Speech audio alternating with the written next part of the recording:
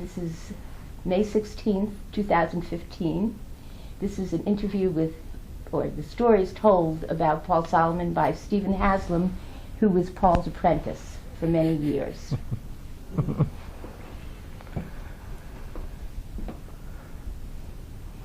Trying to figure out even where to start, I figure, okay, the best place to start is my first introduction to Paul, in a way, in the fellowship. Some people will know that it's my parents who introduced me to Paul. They'd taken ILC classes with him for many years, and so I'd been studying lots of different types of things with them over, I guess, a period of about 3 or 4 years. So in a way, I think I came here from a different perspective than a lot of people. And to tell the truth, they sent me down here because they wanted to get me out of the house. I'd graduated from college, and I know what to do with myself, so they said, look, go down there and see what happens. And so my dad drove me down here, which is part of what I'll talk about at the worship service tomorrow. But my introduction to the fellowship was not really an introduction to Paul. I don't know if you remember this, Sharon, that my introduction to him was I came in and he was on his way out the door, literally. I just saw him pass by on his way out the door. He was going on a tour somewhere around America. And he was gone for at least 3 weeks at that time. So I got introduced to the people around. So that's how I got comfortable here, just feeling like, oh, okay, this is a nice family to be with. I can hang here. My first introduction to him was whenever he would come back from a speaking tour, doing classes, this whole group of people would get together and sit down and listen to him tell stories of things that happened, during his talk. And so there's this group of about 30 or 40 people all excited for Paul to come home, and we all want to sit down and hear him tell stories for 2 hours. I see him walk in the door in the evening, and what I saw is everyone wants to hug him and say hi, and all I saw was this guy who was dead tired. And I'm thinking, oh my God, leave this guy alone. Let him go home and sleep. My introduction to him was feeling sorry for him, that he had to do all of this. And yet, it's not like he gave off any kind of, gee, won't you please let me go home and rest vibe. He was willing to do all of that, and he enjoyed it, but still, I always saw this part of him who put this effort into putting himself out for people, and yet he was such a private person, more private than most. But he had this public persona that was in part what he projected, partially because of the whole Moses, the beard and the hair and the deep voice and all of that, but partially because he was aware it's kind of what people needed in order to take him seriously and to listen. And then when he did have me start working with him, I just thought it was curious. I heard a lot of people talking about the readings that he did. It wasn't my thing. I wasn't interested in that stuff at all. I was interested more in the character building stuff that he talked about. And so I just thought it was ironic that I would be a person he would choose to, what was the word? Conduct his readings. But what he said to me was, look, I don't want someone sitting there who's getting all wrapped up in what's being said. Let other people do that. I want someone there looking after me. I have my mind on the other person. I want your mind to be on me. Well, that was easy to me because that's where my attention was. It was natural for me. I just thought it was ironic that the person who was probably the least interested in hearing things through the readings was the person who ended up doing that. There was a thought that I had about that. So I got to see more of Paul, not so much from the perspective of sitting in the audience listening to his talks, although of course I heard a lot of his talks because I was there, but seeing him when he wasn't doing that stuff, when he was just being a person. And it's not that there was such a great difference between the two, it's just he was such a private person, and there was so much about him as a person that he seemed, he knew that he couldn't just be that way with everybody. And it's not that he couldn't, he wanted to, but it would shatter this lovely image that people wanted to have of him. And you know, in talking about it, you know, he would say that, you know, we have our heroes. We want our heroes to match up with our ideals. We just don't realize that's, you know, your ideal is your ideal. It's what you want to have as an ideal. Nobody fits your ideal. So the other challenge that we have is we put our heroes up on the pedestal to match our ideals, and then we watch to see when they do something that doesn't fit the ideal. And then we got to knock them down off the pedestal. Well, I mean, over time I learned, now I'm sorry, I'm not willing to do that. I'm not going to let people put me up on their pedestal so they can knock me down. I don't have that patience. He did. He was willing to keep on doing it, and he knew they were going to knock him down. And he seemed to have more compassion for the struggle people had with that. You know, it drove me nuts that they kept doing that. But I learned a lot from watching how he did that. And I think one of the things that he did that I think a lot of other people talk about from a different perspective, he deliberately knocked himself off their pedestals. He would do things just to show that he's not the guru. I remember, I'm going to... Sure, please. Yeah, I remember one time when we were having the Chandler program, and everybody was nominating him for the Christ, and he was very annoyed at that. And he announced in one of the Chandler meetings that if you put me on a pedestal, I'm going to have to do something to knock it down. It was his lifestyle. He had to, over and over. Everybody said, "Oh no, we'll always believe in you. You're wonderful. You're perfect. You're incredible."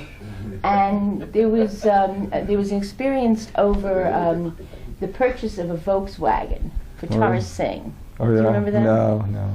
And somehow it got all entangled. I don't know the details of it. I never knew the details of it. But the very next night, some of the people that were there were saying, "How could you do something like that?"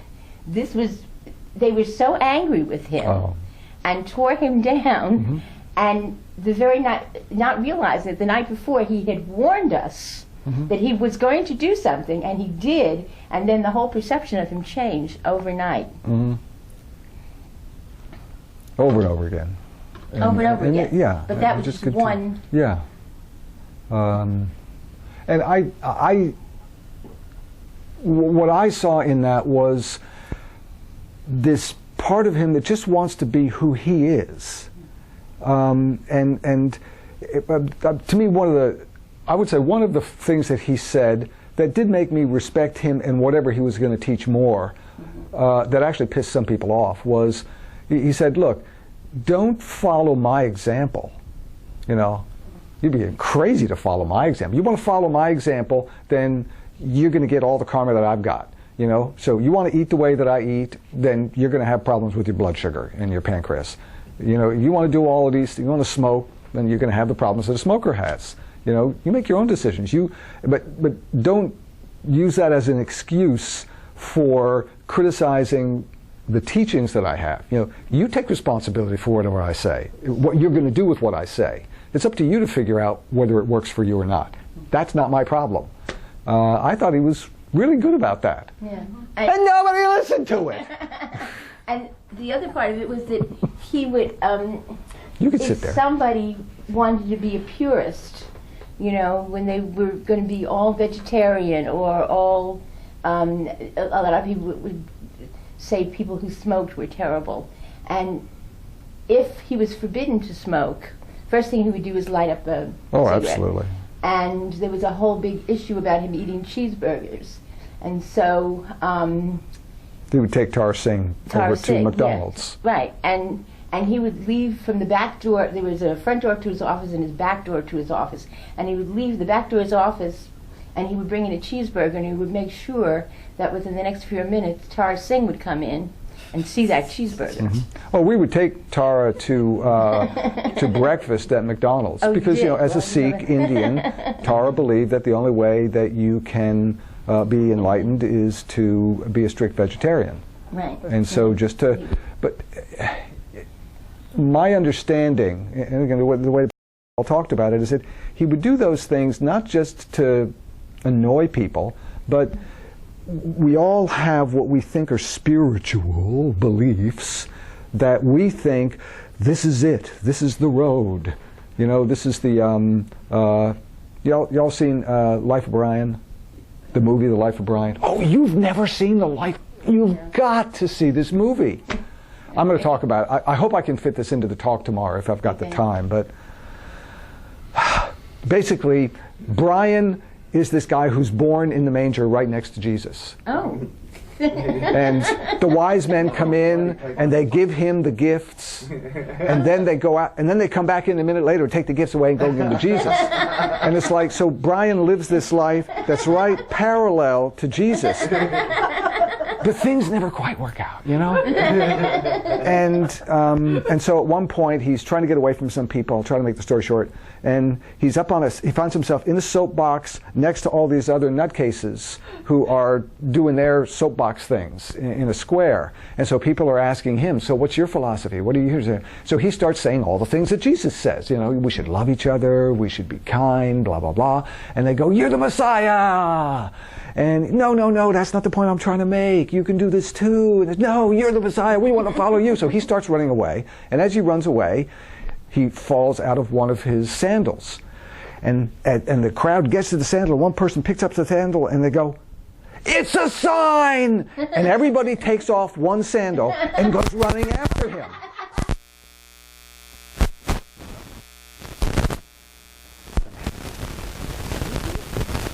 The master, and Paul's trying to say, no, don't eat the cheeseburgers, don't, you know, do the bridge mix. That's not necessarily you. I'm doing that just to stop you from having that delusion. But he enjoyed the cheeseburgers, and you know, yeah. But I think, again, from seeing it from the personal point of view, that's a burden. It was a burden. He was such a personal person. He wanted to be close to people, but he knew that you bring too many people close in that way, and it just shatters any other value that they could get, and not that many people can deal objectively with their judgments about other people's behaviors. And that was a real burden for him. It was sad to watch that happen to him over and over again.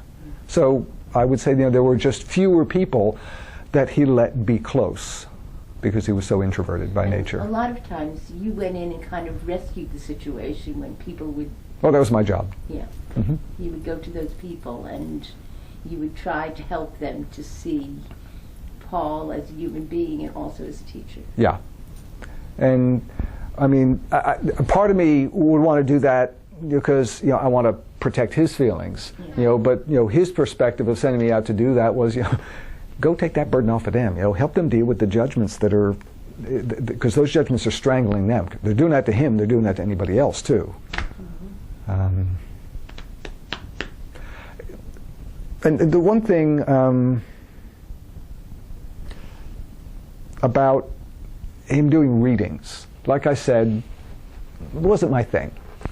I just as one example, I don't remember who this was, but I remember one person, you know, coming for this reading, and Paul and I are sitting down and talking, and part of my job was to sit down with a person and help them prepare what kind of questions they have. And you know, he's got a great set of tapes about how to prepare, and it basically, the nutshell of that set of teachings is do everything you can to get your own answers. And when you get to the point where you just can't get anything else, then go look for guidance. So I figured, oh, have I done everything? Well, if I ever ask myself if there's anything else I can do, well, I can't go do that. I've got to keep working. I mean, the message behind that was keep working on yourself and don't go to somebody else for your answers. But I just remember that with this one person, this is a person that we knew. And I said, Paul, this person doesn't need to do this. Why don't you just sit down and tell them? You could tell them this, and you could tell them this, and if they could deal with this, that would work things out. We know this. Why don't you just do that? And he said, because if I did that, they wouldn't listen.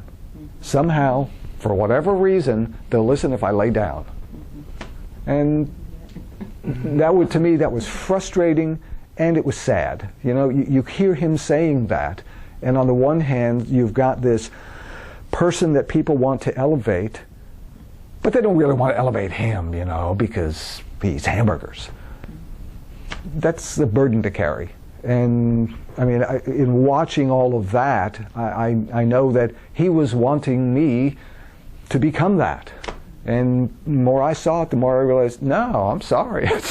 That's not the way I think I'm willing to give my gifts, whatever they are, to the world. I'm not willing to put up with that.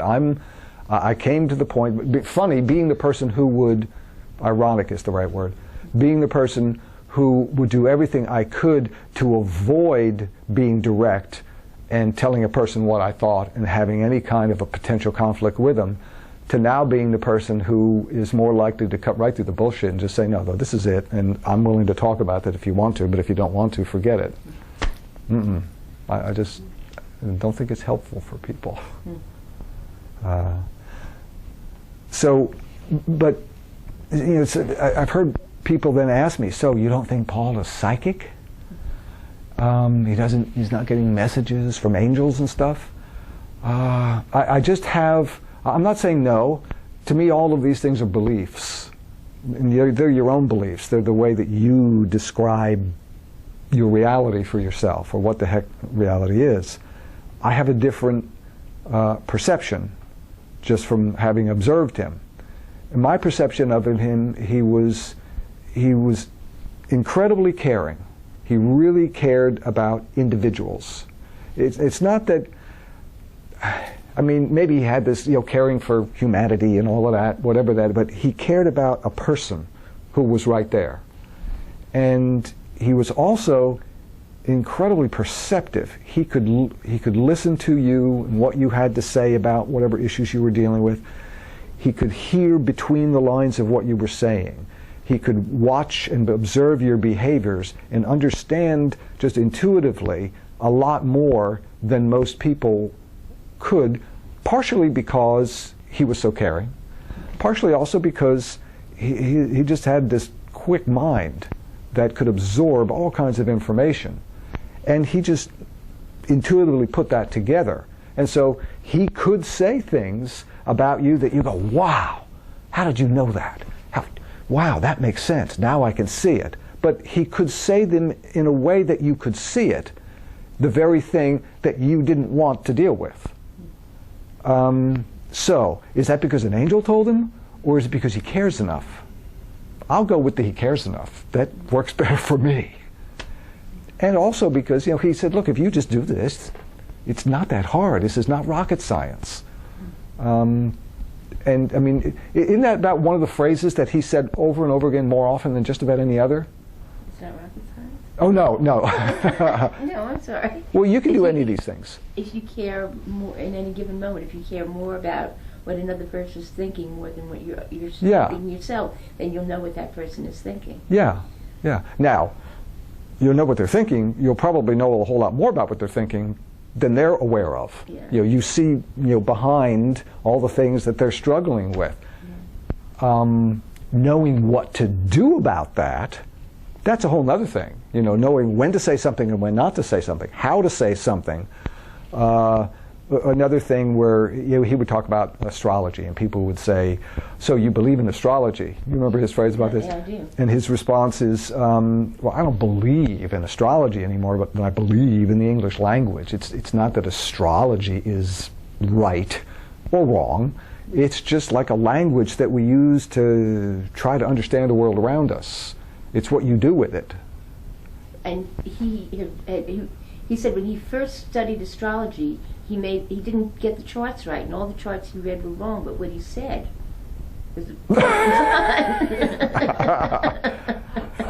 yeah. Don't get me into the detail of it. Right.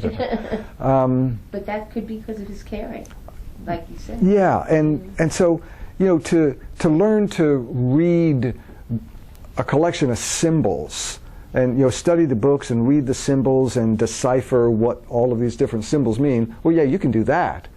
But then with that, how do you learn how to give input to a person about, in a way that they can do something about it where they are at that moment in their growth, in their development, in their relationships? That's hard. So you have to have the caring to do that, but you also have to develop a whole lot of other skills. And that, I think a lot of that, I don't know if it just came naturally to him, or by the time I came around, he had developed those things as skills. But he had developed them to the point where they were natural and effortless for him. And then he had to say things about the entertaining side of things, just to get people's attention. Because the caring stuff's hard, especially when a person's being a jerk. Mm-hmm. Which we all were being from time to time. Which made me think of another thing that, I'm not going to sit here and give you a whole list of all the times I screwed up with things badly. You can tell a couple because they're fun. Okay, I'll tell you. I can tell you one. And then how he taught you, and you turned. You became a better person for it. Yeah. I mean, with this example, the thing that he did was nothing. No. And that's what worked, which is not exactly what I expected. We owned this Hearthfire Lodge in the Shenandoah Valley, and years, back in 1978 or 79, when we bought this property, he got some kind of an incredible deal where we were only paying $1,000 a month on this couple-acre property with this, and after a while, the owner who still held the mortgage, it wasn't mortgaged to the bank, it was privately mortgaged with this guy, he got tired of this. He wanted to sell this thing and get rid of it, and we just happened to have a situation with our checks where checks over a certain amount, over $500, had to be signed by two people. Well, I signed the check and I sent it off. One signature. That gave this guy all he needed to foreclose. And it's like, everything's crashing down here. The house, the property, we're losing everything that we had invested in it. I don't know, again, exactly how he weaseled it out of the guy, but he made an arrangement to refinance it so that the guy wouldn't foreclose totally. And but we would just be paying through the nose now. I don't know what it was raised to, like $2,500 a month or $5,000 a month. Balloon payments. Oh yeah, the balloon payments. Due when he was in the hospital. Yeah. So. I screwed that one up. Yeah, I mean, this was a whole. It totally changed the financial situation. And of course, when I realized this, I just figured out, oh my God, he's going to kill me. Oh, I'm never going to live this down. He never said a word about it. Which may have been worse, because if he had done that, I could put all of the bitching and complaining on him. Instead, as we're driving the 2-hour drive to get to the guy to re-sign the papers, I'm doing that to myself. I had to deal with my own judgments about what an idiot I was from such a stupid mistake and seeing the consequences that we then had to live with. Well, he did the same thing with me because I managed to arrange for a loan of $30,000 with somebody, I won't give names, but right. I did it in such a way that this money could be called in at a particular time at that person's discretion. Oh, and that's the key phrase. Right. So suddenly he's just out of the hospital and has a $30,000 mortgage payment due, or we're going to lose the place again. Mm-hmm. And I don't even know how he resolved that. But I know that it was because I messed up that we had that money due. And he never said a word about that to me either. He just found a way of getting that money, paying it. And so this was, we come up with more examples than you want to hear, right, of times where one person or another screwed up. By the way, Paul screwed up with things like this too sometimes. Yeah. But in a business, you do that and you get fired, which is good business sense. You don't need someone who's going to make mistakes that are going to have that degree of an impact on a company. Company can't survive. Paul was not building a business. Paul's his vision and his mission was more building a family. And so if a person made some kind of mistake like that, but, and this is my reading of it, if they were willing to come back and admit the mistake and they were sincere about wanting to continue to work on themselves and learn, that was fine for him. He would still work with them and deal with them and give them another chance. If the person was really sincere and if they were willing to own the mistake. And that really bothered a lot of people about him because it just made the organization this clumsy, inefficient, goofy collection of people who just kept making mistakes. And you learn from them, but somehow then you learn from those, and then you don't make those anymore. So okay, great, here I am, I'm not making those mistakes, and he brings in somebody else. I'm saying, no, don't let that person have that project. They're not ready to have that project, and he's trying to tell me, no, you got to give them a chance, and then I've got to deal with their mistakes. And I asked him once, if I can see that person can't do that and the mistakes they're going to make, why can't you? How do you trust them? And he said, well, I choose to see the highest in person's potential rather than seeing how they're behaving at any particular moment. And now that's people loved him because of it, but then and they hated him because of the consequences of it. I used to say he created monsters. Yeah, but I mean, speaking about the same thing in standard business parlance, it's performance management.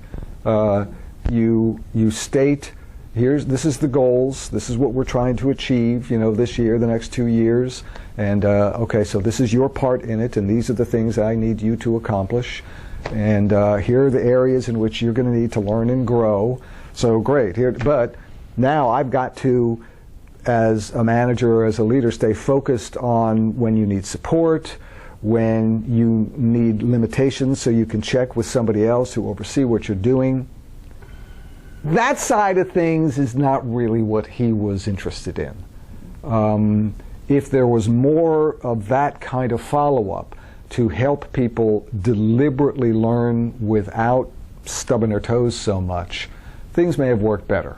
But I think he just wasn't interested in it. I think one of the problems about that was that, in a business, if you're given an assignment, you assume that you're going to carry out that assignment. But so many times at the fellowship, and I fault myself for this, certainly as well as for many other people, is I get my assignment, and when you got your assignment, you got lots of attention from Paul.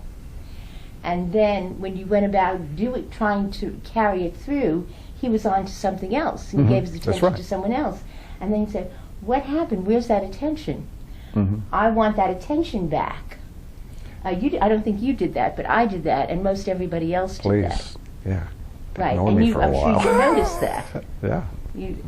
And people would get attention by screwing up. Right. Or getting mad. I mean, I remember one night, everything was going well, and we were having a wonderful time, and somebody got really mad, and well, I guess I did that too. But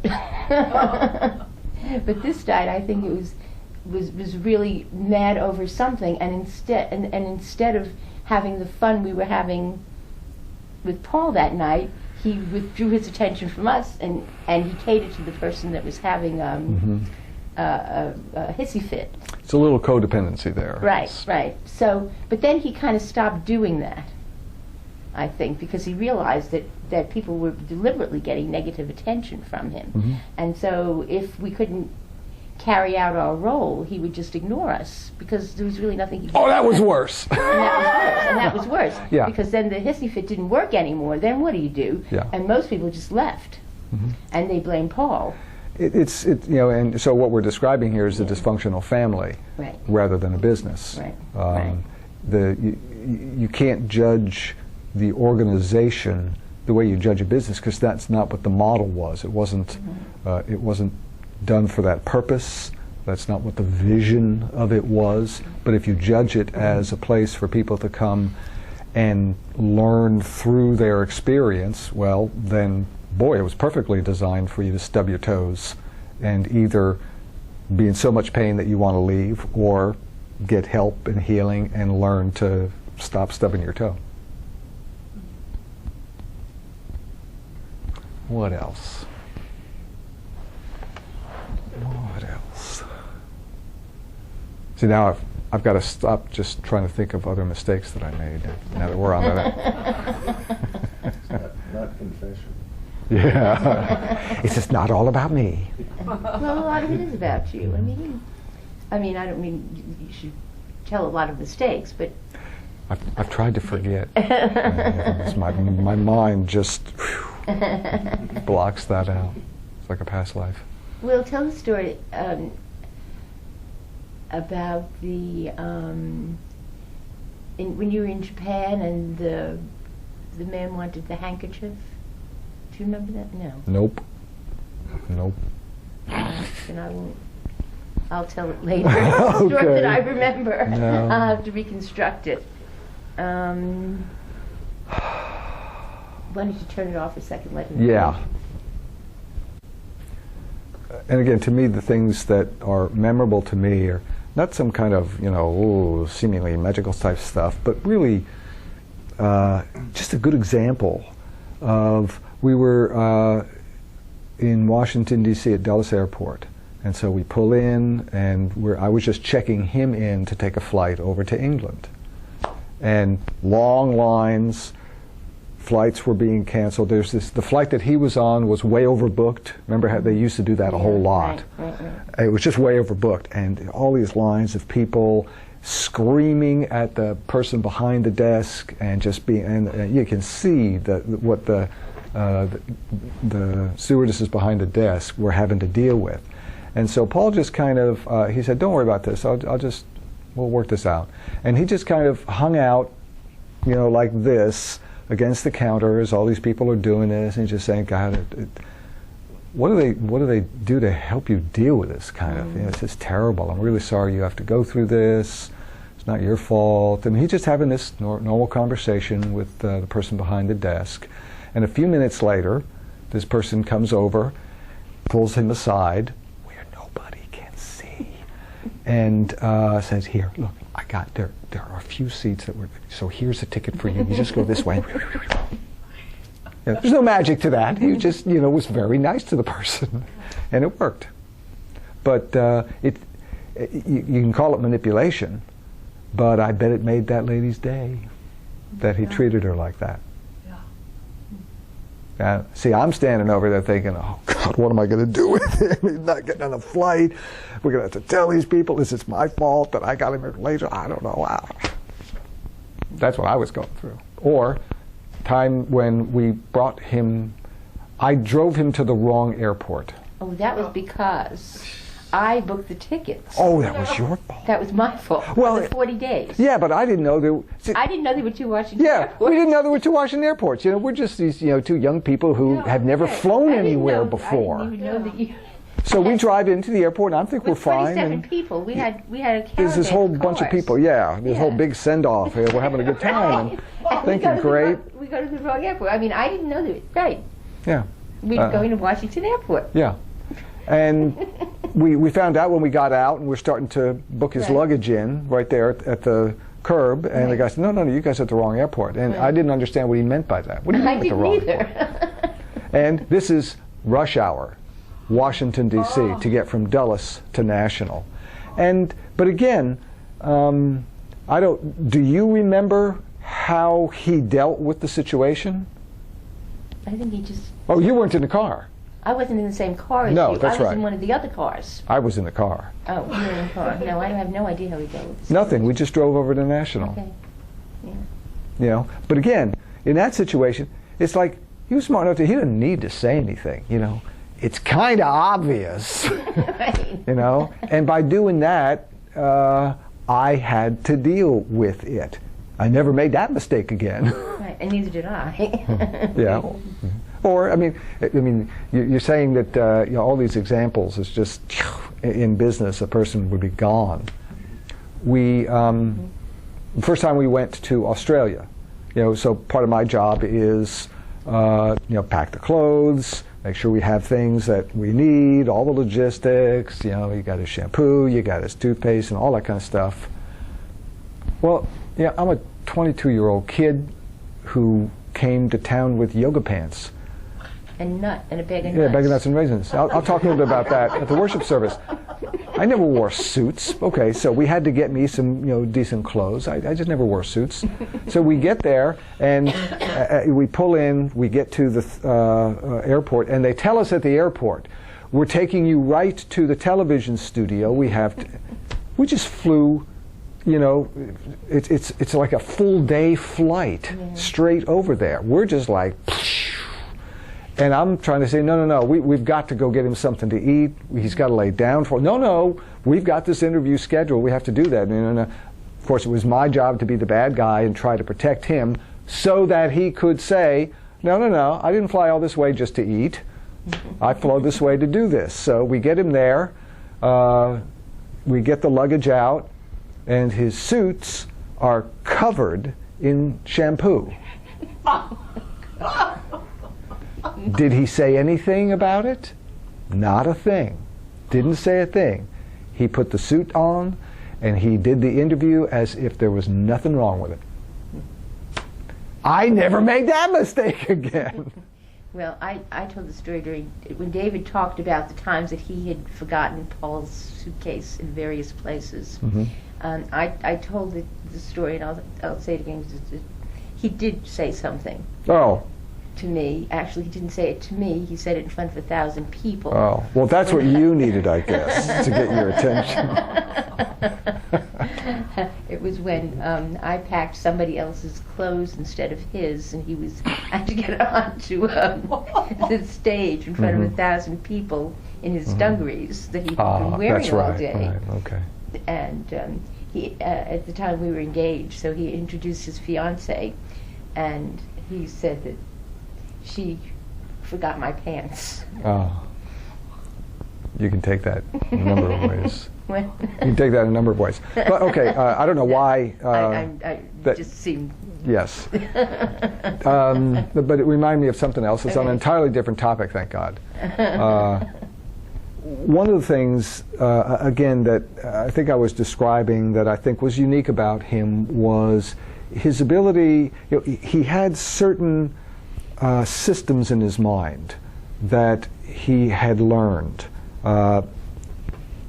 Just for those who end up listening to this, for example, today in the work that I do, I could work with Myers-Briggs Type Indicator or the Berkman Profile system for giving a picture of personality potential. And just by looking at that, I can understand a lot about a person. Or how the principles of that relate to this other system or this other one. Similarities and differences. Well, you know, Paul had his own systems in his mind, so he could read another system and read another book and see things in there and take them out and describe them as, and you'd think, how did he get that out of that book? How did he learn that so quickly when I've been working on this for years? But it's because he already had the understanding of the common principles. And he then had ability to simplify it, to say, so we understood it. So one example of this was, I'd been, of course, studying Tai Chi and Chinese philosophies and I Ching for many years. And I took this as, this is what I relate to. This is me. I think in these principles. And there was one thing I was always trying to grasp that just didn't make sense, and it had to do with the different arrangements of the trigrams that are referred to as the inner arrangement and the outer arrangement. And why do they arrange them differently? What does that mean and all that? And so he picked up the book one day and he read it and he talked about it. And he compared it to the Kabbalah and different levels of it. And he compared it to this idea of On the one hand, there are how you would describe the ideal of a thing, and then here it is in reality. And an ideal is never, the reality is never exactly what the ideal is. And somehow the way he described this, I just went, and I understood something about the I Ching that I'd never been able to get. And I'm looking around, and nobody else has any idea what he said. Because in my mind, it connected with Robert Johnson's writings about Jungian psychology that I've been studying, and believe it or not, J.R. Tolkien and the Silmarillion and the way he wrote about creation, and all of that I just saw it at once.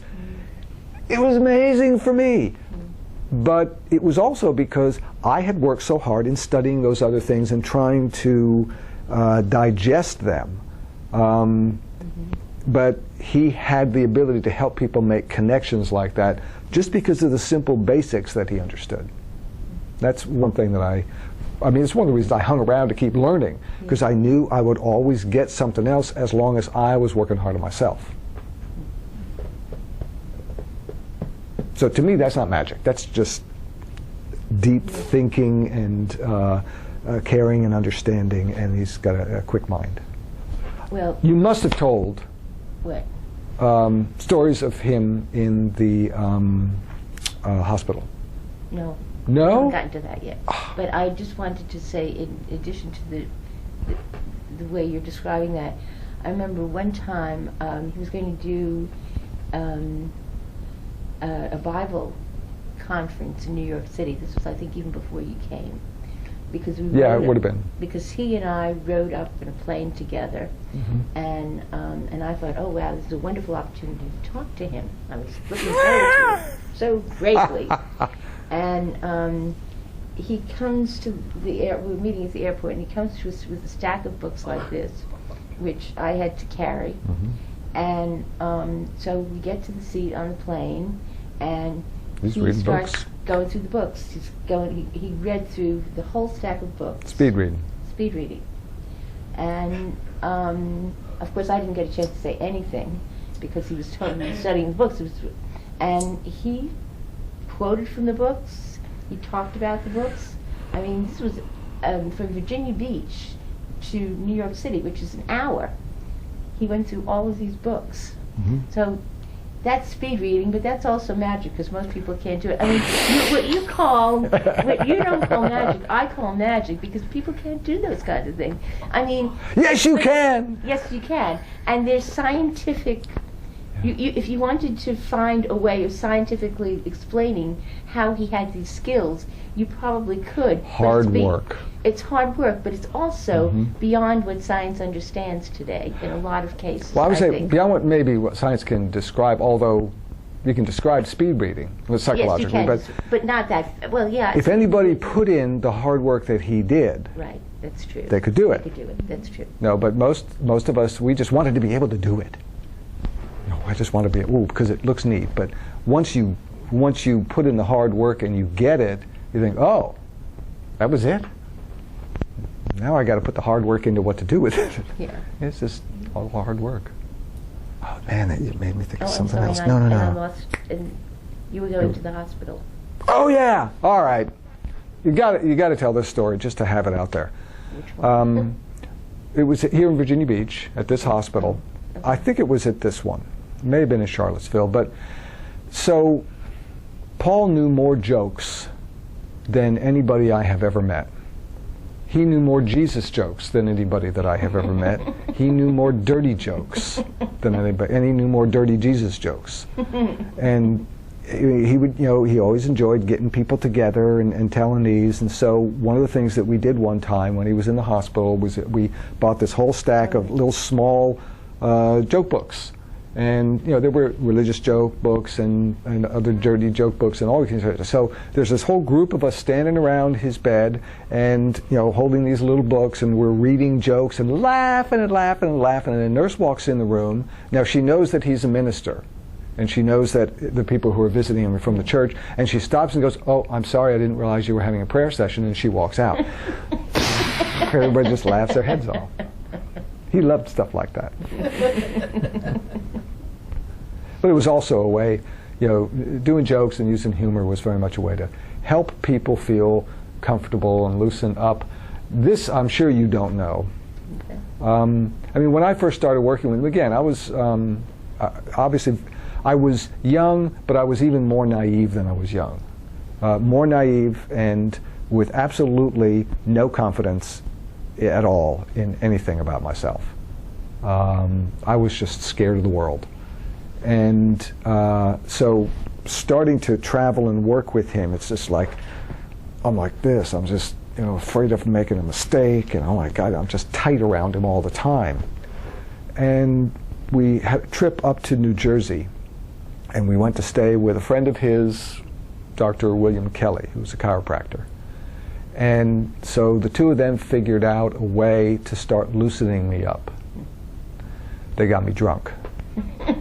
Now, I was a jock, I never drank, I never took any kind of drugs, and so a little bit of alcohol, but I didn't like alcohol, so what they did was they made pina coladas, which are very sweet, and they just tried to see how much they could get me to drink. And I don't remember anything specific about that, you know, the rest of that night, but that was his way of, you know, breaking down this barrier between this, he knows that I've got him in this kind of fearsome ideal and just trying to be a person. And yeah, after that, I don't know if it was the alcohol or somehow, I did loosen up a lot after that. And by the time we were coming back on that trip, we were just joking all the time. Did you know that that's what he did? Yeah. No. I guess not everybody needed the... I have some other stories about some of the things he did, which I won't repeat. That's but right. With you. Wow. But, and anyway. I didn't know that one. What else? But he did that with us by playing cards. And for a while we would drink when we were playing cards. Ah, okay. And he was trying to get us to loosen up and to relate to him in a different way. That Yeah. we could. He didn't like it. Were you part of that? A few times, not often, but a few times. He didn't like it when I would really... When you would win? Well, not just win. I mean... We didn't care. When I play a game, I'm a jock. Oh, okay. When I play a game, I play to win. I have fun winning, and I'm happy if somebody else wins if they played hard too. Yeah. But you know, this is this athletic. He didn't like it when I went for the jugular to win. You know, I'm not just here to. I'm here to make sure I'm going to beat you so I can win. And no, that's not what he was looking. The atmosphere he was looking to create. Well, I think he won almost every time when we played. Oh, shame on you. I never quite grasped how to play hearts. Oh, well, that's different. Yeah. Let's see. Why don't you take it down Yeah. a second? Yeah, we can Another stop. second. I'm not thinking of anything else right now. So again, one of what I would refer to, and what Mur, my wife, refers to as one of my core deficiencies that I'm constantly working on, is my fear of expressing myself. So what I was saying about Paul, one of, I thought, his talents is not just being able to see a person's potential, but see the things about them that are keeping them from reaching that. My fear of expressing myself is definitely one. So, you know, if we had a long time, I could go back into describing where that came from, since I've been in psychoanalysis. But basically, I didn't want to be seen. I just wanted to make sure that everybody was happy with me and that I just never got anybody upset. And so I developed a really good ability for placating situations and for helping anybody feel like I really listened to and understood them. And by implication, that I agreed with them. I didn't actually say I agreed with them because I'm not expressing myself, it's all about you. I could do the same thing with this other person with whom you are having a violent disagreement and help them feel, I really understand them, and by implication, agree. And I was able to weasel my way out of a lot of situations with that. So here's this strength I have of being empathetic that ended up becoming also a core deficiency, which is pretty much true about all of us. So Paul is aware of this one of mine. So you think, okay, here we are, the supportive family. He's going to help me feel good about myself, to help me feel comfortable expressing myself. No, he didn't do that. He dealt with it in a different way. And he would do things like, he's talking to a group of people here at the fellowship, so there's 30 or 40 people, and he's doing a lecture, and he says, and next, Stephen and Murr are going to get up and do a dance for you from Lord of the Dance. Why? He knew that I had studied ballet and jazz and modern dance, and he also knew that I hated performing. But he wouldn't give me like time to find a way to be absent. You know, to find an excuse to not be there that he didn't have a choice about. No. Next, Stephen and Murr are going to do this. We have to do it spontaneously, which I hated even worse. He would have me stand up. You know, he's talking to a group of 400 or 500 people, and he'd have me stand up there on a stage next to him while he's talking. Just get used to being seen. Oh, it was so embarrassing. I felt like I was naked. It was painful. I know that in the end, what he was wanting me to do is be comfortable being myself wherever I am, which is exactly what I wasn't. I was uncomfortable being myself anywhere around anybody. So this one routine that he works out is where we created a comedy routine where he was the ventriloquist and I was the dummy. I don't even remember what the name of the character was, but I would literally be carried in like a dummy, like this wooden dummy, and set on his lap, and he would pull the strings, and we would do this little comedy routine. Now, of course, at this point, this is as embarrassing as it can be for me, because here I am expressing myself, and I'm a dummy. But from doing it a few times, it started to occur to me, oh, people aren't treating me like I'm a dummy. I mean, I feel pretty dumb doing this, but they're not treating me this. Oh, I guess I can do these things, especially if I'm being funny, which I took a little too far. So I got accustomed to expressing myself being funny. Being serious, no, that was harder. So years later, when we all got together and learned these different sermons from a book called God's Trombones, and which is a collection of, how would you describe these? They're a collection of sermons, but they're in poetry, and blank verse, but it's a poetic story, biblical story. Yeah, very much in the revival, Christian revivalist kind of thing, where the white shirts rolled up out in the tents doing that. And so, of course, I wanted to do one of the funny ones. No, I got the crucifixion scene. And I knew that what I had to do, I wasn't just supposed to read it or recite it, I had to be it. I had to do all of the pathos and the pain and the emotion and the up and the down of that, and I had to wear that. And that was really good for me. It was difficult because, just being an actor, you can't just read the lines. You have to find that emotion in yourself. But for me, it wasn't just finding it, it was also wearing it in front of other people. And little things like that, in a way, it's a gentle way of helping a person to find those parts of their real personality. Now, of course, I then had to learn to be just real me without playing a role. But those were some of the ways that he would help us develop by noticing this is what he needs to work on. Here's something, I would still have to choose to do it. He can't make you do it. But I think the other side of what I saw him doing to help develop me was what basically any good leader in a corporation will do is he'd put me in every department in the organization for a time. So I would work in what was then the tape department, the recording department. for a while. I would work in bookkeeping for a while. I would have to work in the logistics for a while and preparing for the people who would go out to do lectures and trainings and so on. I had to move around to all of those things basically to learn the various different parts of the business. That was good management. And he had a vision. I mean, he even said this at the beginning of my working with him. He said, you know, you're not just supposed to be here to learn to take care of my toiletries. You're supposed to be here to learn the business so that you can run the business. I didn't think, that's not what I was thinking. I didn't see that kind of potential for myself.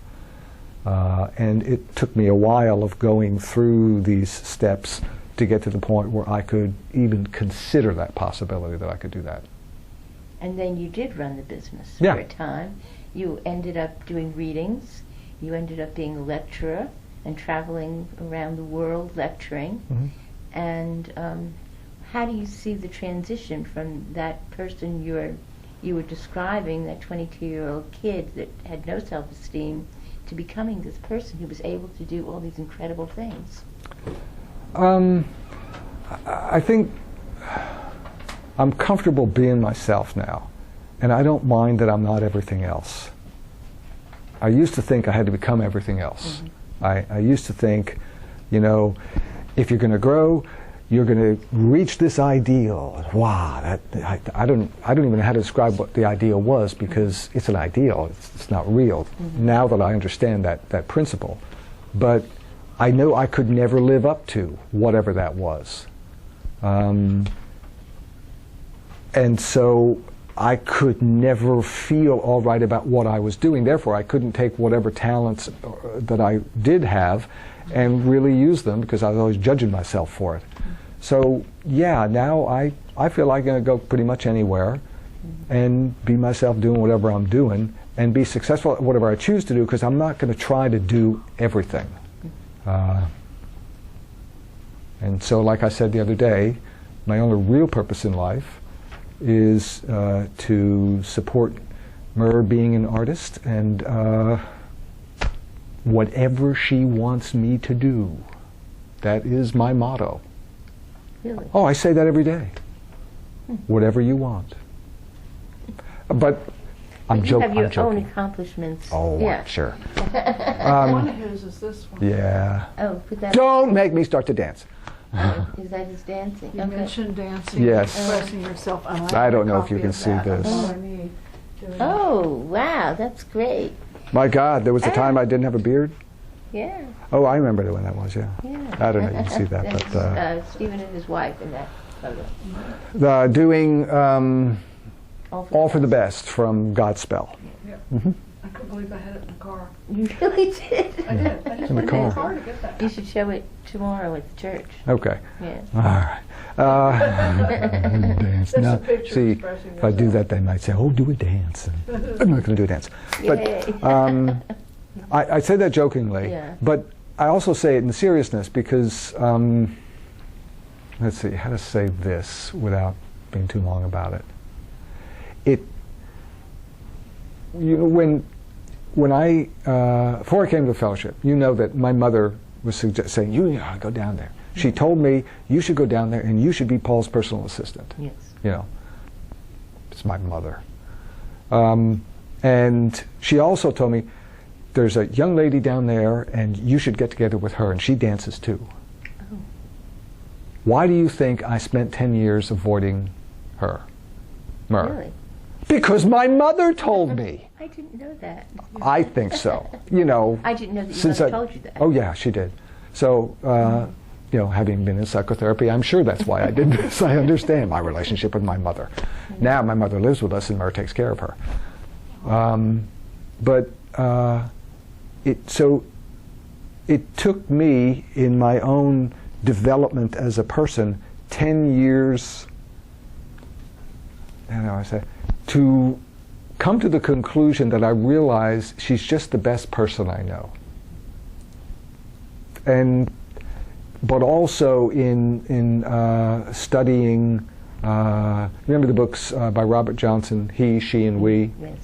And so reading in Jungian psychology that the whole process of romantic relationships in the Western culture is a little screwy in that usually when we fall in love with a person, we don't actually fall in love with that person. We fall in love with the ideal that we have for that person. And we're always trying to make that person into that ideal. So we're missing the person that's really there. We are missing what could actually be more than this limited ideal that you've got, because ideals are limited. They're not alive. They never grow and go anywhere. But when I came around to just realizing, wow, the way people are around her, and the way that, I just like to be around her, and I started to ask myself why, it just occurred to me, she's just the best person that I know. So why wouldn't I want anything? And so, but I also was aware enough of it at the time, since I'd screwed up so many other relationships, that I had to grow into that over time. I had the idea of it, but to earn it, or you all have seen the movie As Good as It Gets? You haven't seen it? Just go. You don't see as many movies as I do. Oh, you got to see this. Good as it gets. It's about two incredibly dysfunctional people. Okay. One who is really on the edge, played by Jack Nicholson. Oh, yeah. Okay. And long story short, they kind of get together in an incredibly clumsy and uncomfortable way. And she's trying to get him to stop being a jerk and answer. So, because he has this tendency to say things that are just really cruel. Not meaning to, it's just the way he is. It's just a thought that he has, and not realizing the effect it has on a person. So she's trying to say, you've got to say something nice to me here, or I'm getting up and leaving. And he's trying to get it together, and he finally says, you make me want to be a better man. Oh, wonderful. Wow, that's great. Yeah, And he's very proud of himself. Yeah, but that's what I think about her. Oh, So that's beautiful. And we have to send her a copy of that. yeah. Oh, I've told her that. Okay. And so in that way, it sounds like, oh, it's about her. No, I know that I do that because I have to keep making myself a better man to earn that, which is selfish in that way, but then it also makes me better to do whatever I do. That's the Jungian psychology side of it. Yeah. And that's all I have to say about that. Okay.